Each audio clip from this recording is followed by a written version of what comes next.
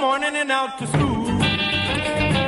This morning on Education Nation Today, a radical form of learning. It's called unschooling, where kids receive no structured education at all. Here's NBC's Mara Schiavocampo. I like this new neighborhood. The Bentleys are getting settled in their new home in Milpitas, California. Good schools just steps from their home. I like living close to a school because it makes it a safer environment. But the closest the family will come to their new schools is by walking past them. I get to learn whatever I want, whenever I want.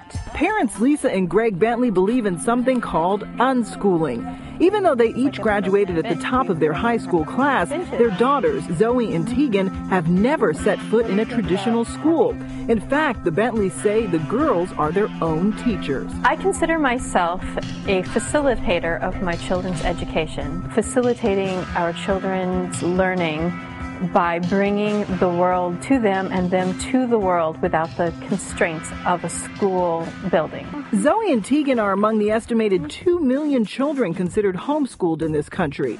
But unlike traditional homeschooling, with unschooling, there are no lesson plans, no tests, no rules, and it's all legal. The premise of unschooling is that parents have the right to determine how their children should be educated. The degree to which unschooling is regulated will vary state to state. In general, there is less rather than more regulation. So while kids across America are inside learning the fundamentals, This mountain range overlooks the city of Milpitas, California. the Bentleys are out exploring the geography around them. Traveling is considered a big part of the learning process. Really big. Back at the house, no homework pressure. Instead of a book report, 15-year-old Zoe, an aspiring NASA scientist, is working on her website about the geology of planets. 11-year-old Tegan is mastering puzzles and multitasking. So 15. And later, measurements instead of multiplication for the fashion enthusiast. Just because you're not in school learning doesn't mean that you're not learning at all. What learning means is that you pick up new skills, you find out more information, you can talk to people, search for things on the internet, anything at all. We're trying to show them how to learn for themselves and how to actually find their own goals and accomplish those goals. Experts estimate that kids numbering in the tens of thousands are setting their own unschooling curriculum, full of discovery and research, but free of regimen, report cards, and grade point averages. And they say that could be a troubling equation. There's any number of concerns you might have about unschooling. We don't have metrics. These children don't get assessed regularly. So we don't know that the kids are learning what they need to master. Parents may not necessarily be effective educators. The Bentleys say they don't need tests to see results. For their family, unschooling is never less, always more. Unschooling is about doing as much as possible. You never stop learning. You can learn from anything, anyone, anywhere. For today, Mara Schiavocampo, NBC News, New York. Robin Silverman is a child and teen development expert. Robin, good morning to you. Good morning. Well, you got to know your kids. I was thinking about unschooling in my house would go over about as well as unbathing.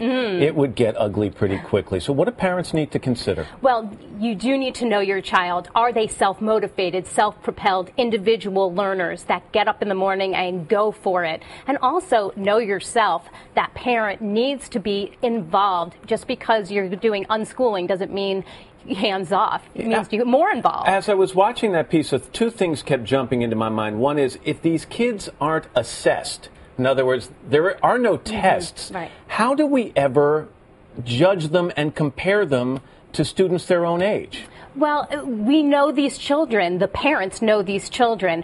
How are they learning? Are they getting into the mix of things? But we don't know, are there going to be gaps in their education, in the fundamentals? We don't know if there's going to be a socialization issue unless you get them into 4-H, into Scouts, into martial arts. But that's with homeschooling in general. I'm talking more the unstructured, the lack of structure in unschooling. The other thing is what happens, do these kids not want to attend college, or what happens when it becomes time to apply to college? What do they use as a record?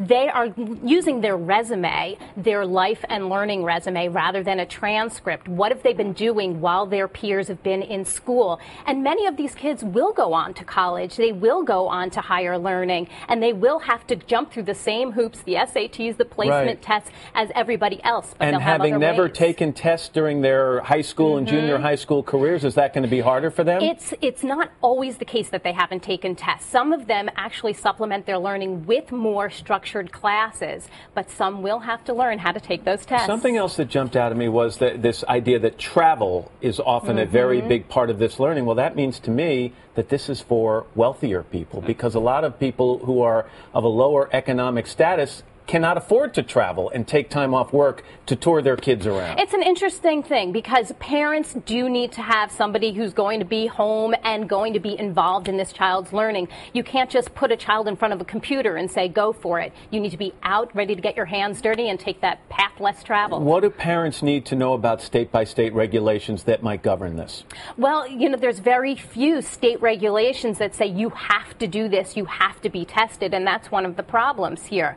So they need to know what is required of them at the end of the day, but many of these states aren't requiring specific things. People are going to be talking about this. A lot of people are going to be opposed to it, but there are going to be others who say if it motivates my child and makes them more interested in the world around them, then maybe it's a good thing. The passions are fostered here, and that's something that we can all learn then, can't we? Absolutely. Robin Silverman. Robin, thank you very much. I appreciate it.